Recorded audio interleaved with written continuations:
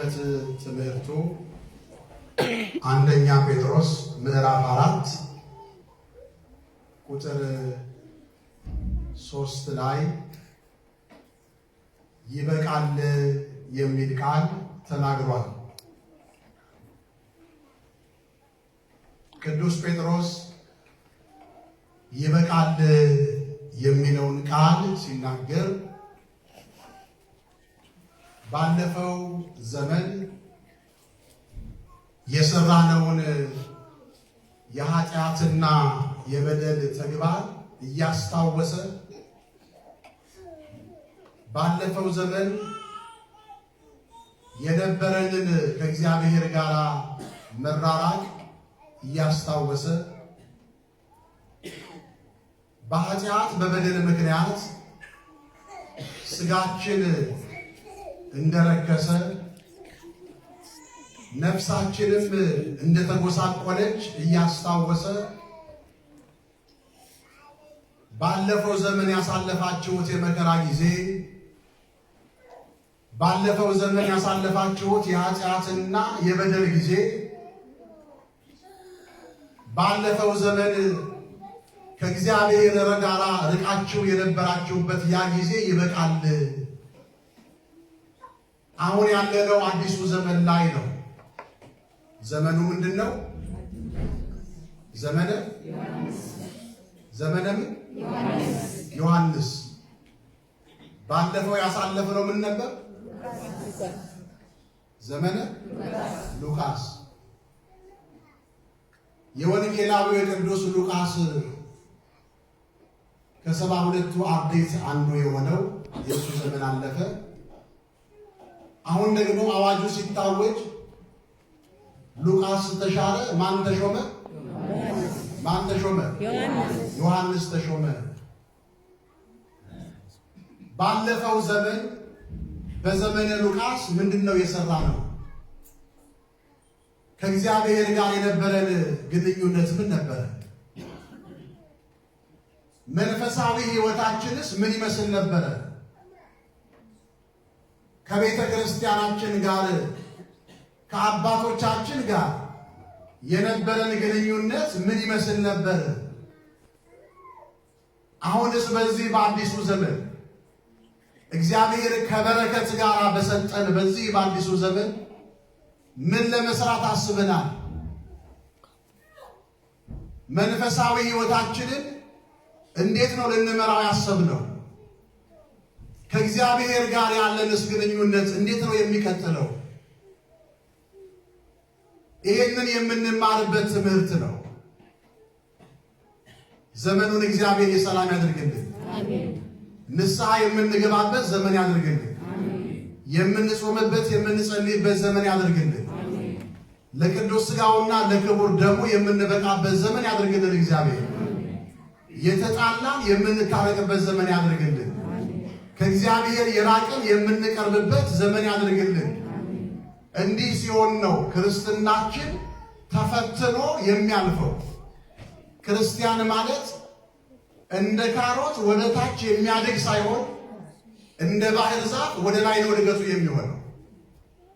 ክርስቲያን ማለት የሚቀየርና የሚለወጥ የኃጢአት ሕይወቱን በጽድቅ የሚለውጥ ማለት ነው። በሌላ አነጋገር መንፈሳዊ እድገትን የሚያሳይ ባለበት ቦታ የሚቆም አይደለም። እድገት የሚያሳይ መንፈሳዊ ፍሬ የሚታይበት ማለት ነው።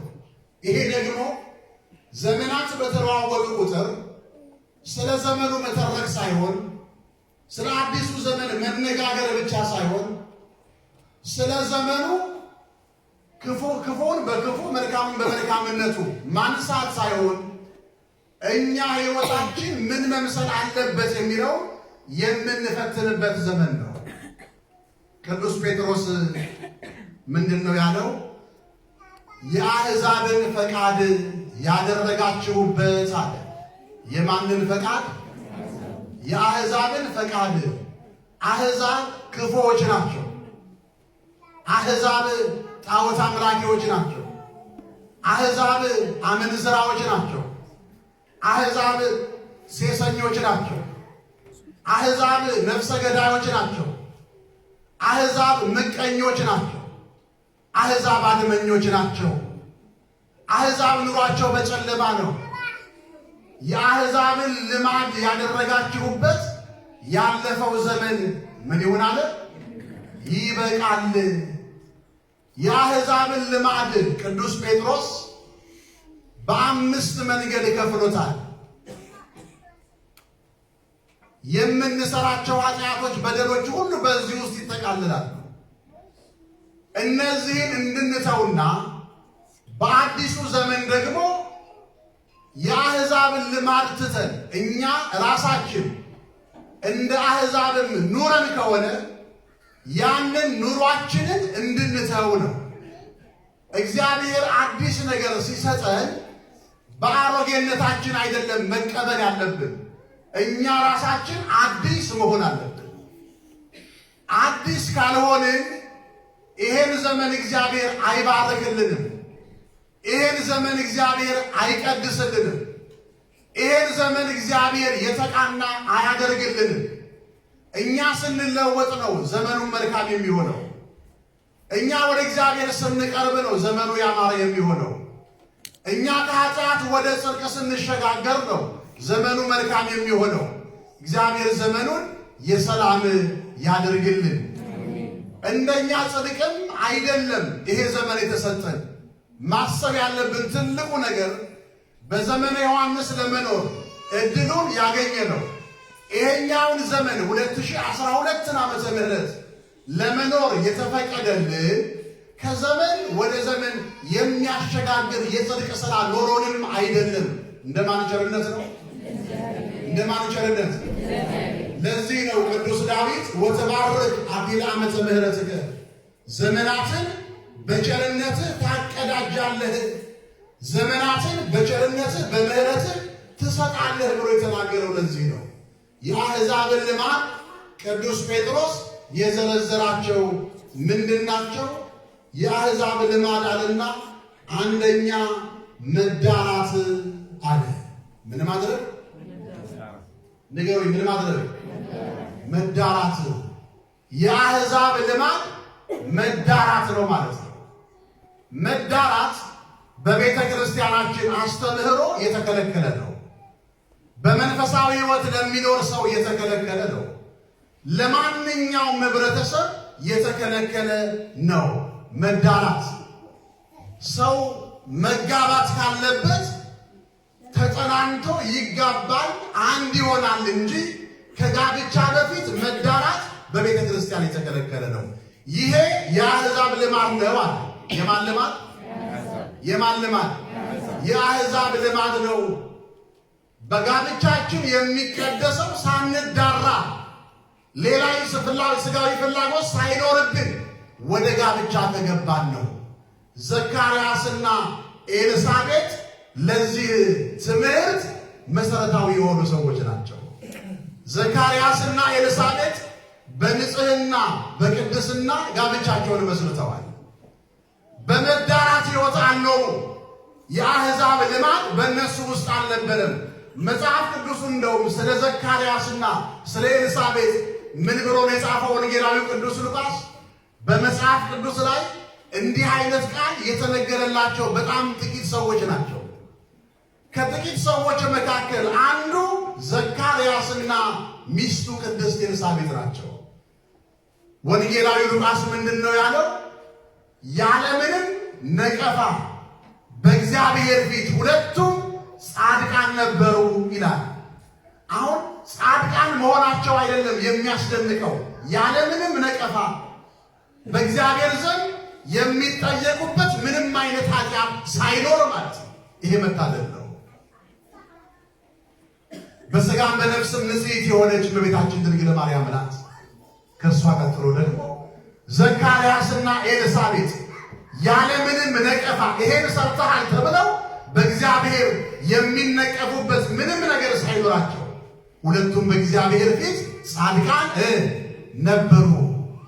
እንዲህ ያለውን ጋብቻ እግዚአብሔር ይባርካል።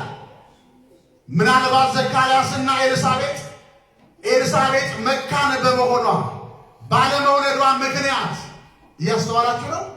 ማህፀኗ ቢዘጋ እነዚህ ሁለቱ ካህኑና ኤልሳቤጥ የተባረኩ ጻድቃን ናቸውና ይሄን ፈተና እግዚአብሔር ያሳልፍላቸዋል። ሊያሳልፈው በወደደ ጊዜም እግዚአብሔር ከሰማይ መልአኩን ላከ። ቅዱስ ገብርኤል ታላቁና ገናናው መልአክ፣ ክብር ምስጋና ለስም አጠራሩ ይሁን።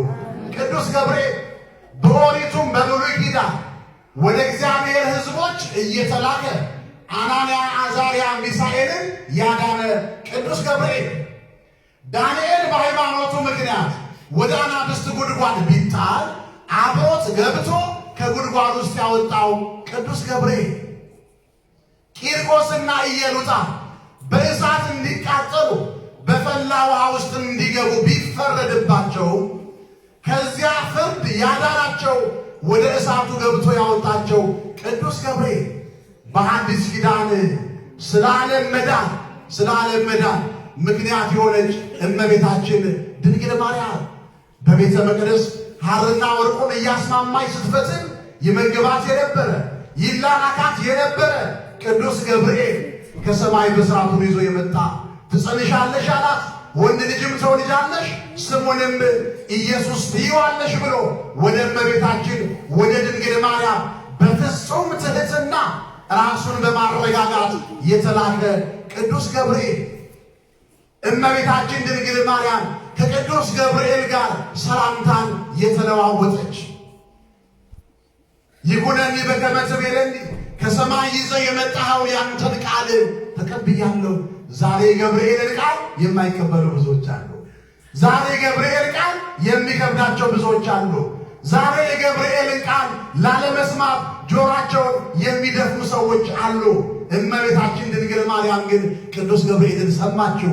ለስም አጠራሯ ክብር ምስጋና ይግባት። ሰማችሁ ቅዱስ ገብርኤልን። እናንተም ገብርኤል የሚላችሁን ስሙት፣ ጠባቂ መልአክ ነው። ቅዱስ ገብርኤል የሚላችሁን ስሙት፣ በመከራ ጊዜ የሚደርስላችሁ ነው። ቅዱስ ገብርኤል የሚላችሁን ስሙ፣ ጉድጓድ ውስጥ ብትጣሉ እንኳን አብሯችሁ የሚገባ ነው።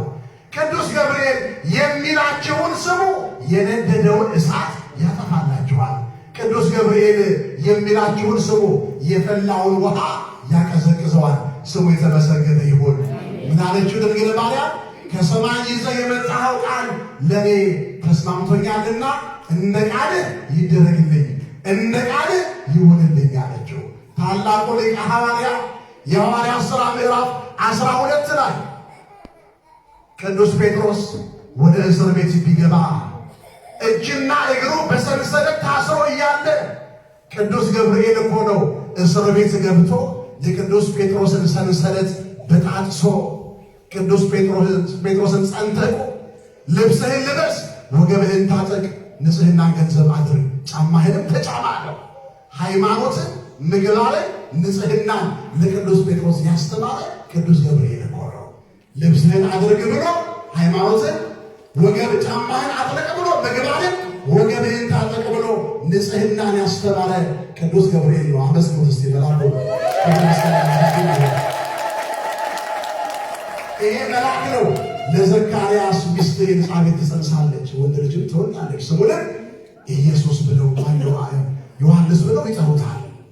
የሚያሰክር የወይን ጠጅ አይጠጣም። በቅድስና በንጽሕና የሚኖር ቅዱስ ዮሐንስ መጥምቀ መለኮት ቅዱስ ዮሐንስ በማህፀን የተባረከ የተቀደሰ በማህፀን እያለ ለድንግል ማርያም የሰገደ የጸጋ ስግደት ለክርስቶስ የሰገደ የባህሪ ስግደት ቅዱስ ገብርኤል ወደ ዘካርያስ ተልኮ የመጣ ዘካርያስና ኤልሳቤጥ ያለ መዳራት ጋብቻቸውን በንጽሕና የመሰረቱ የእግዚአብሔር ሕዝቦች ናቸው፣ የእግዚአብሔር ልጆች ናቸው። ስለዚህ ቅዱስ ጴጥሮስ መዳራት የአሕዛብ ልማድ ነው አለ። የማን ልማድ ነው? የማን ልማድ ነው? መዳራት የአሕዛብ ልማድ ነው። በዚህ በመዳራት ሕይወት የአሕዛብን ልማድ ያደረጋችሁበት ያለፈው ዘመን ምን ይሆናል? ያለፈው ዘመን ምን ይሆን? ያለፈው ዘመን ይበቃል። እስራኤላውያን ኦሪት ዘኍልቍ ምዕራፍ 12 ላይ ከሞዓባውያን ሴቶች ጋር በመዳራታቸው ምክንያት በአንድ ሌሊት 25,000 ሕዝብ አለቀባቸው ይላል። መዳራት የእግዚአብሔርን መቅሰፍት ከሰማይ ወደ ምድር እንዲመጣ ያደርገዋል። ይሄ የአሕዛብ ልማድ ነው አለ። ሁለተኛው ቅዱስ ጴጥሮስ ይበቃል ያለው አንደኛው መዳራት ነው፣ ሁለተኛው ደግሞ ምኞት ነው አለ።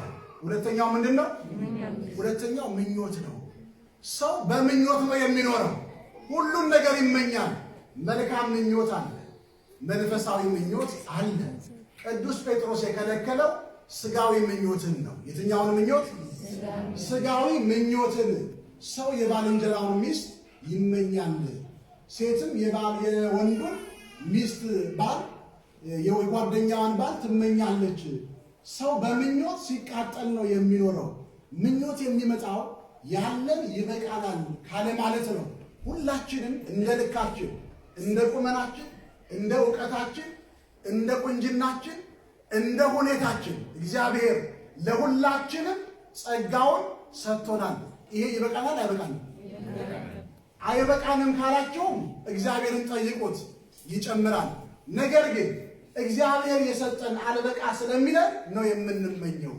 ምን አለ ቅዱስ ጳውሎስ በአንደኛ ጢሞቴዎስ ምዕራፍ 6 ቁጥር 4 ላይ ቅዱስ ጳውሎስ ምን አለ?